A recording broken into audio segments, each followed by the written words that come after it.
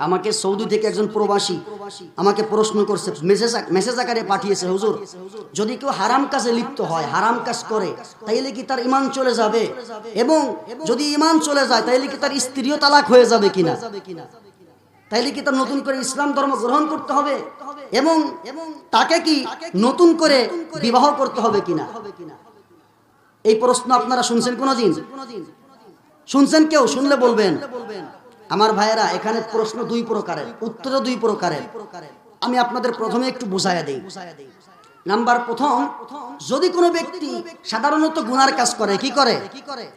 একজন মদ খাইছে, অথবা মিথ্যা কথা বলছে, অথবা চুরি করছে, এই আল্লাহর বান্দার বউ তালাক হয় না। কি তালাক হয় না?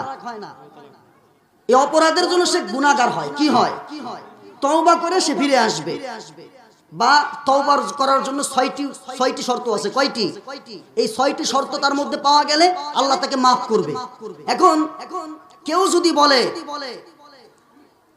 মিথ্যা কথা বলা যে হারাম, এটা আমি মানি, এই যে কলম বললো যে মানি না, তার বউ তালাক। তার বউ কি? কারণ বউ এখন ইমানদার আছে, সে আল্লাহর কোরআনের একটা বিধানকে অস্বীকার করছে, তার বিবাহ ভেঙে গেছে। কারণ সে কাফের, বউ ইমানদার।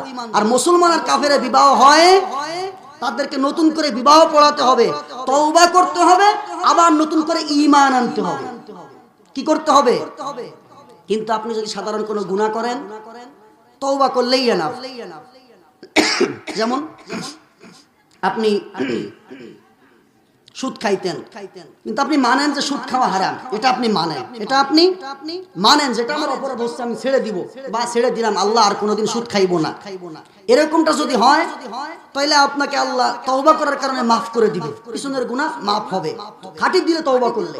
কিন্তু আপনি যদি বলেন সুদের আয়াত মানি, বউ তালাক, ঈমানও শেষ, নতুন করে আগে ঈমান আনতে হবে, এরপরে আবার বিয়ে করতে হবে। আমার ভাইরা আসুন, মানে ফাঁক দিয়ে ওয়াজের মধ্য দিয়ে একটু মাসালাও বলে দিলাম। আপনারা রাগ করছেন?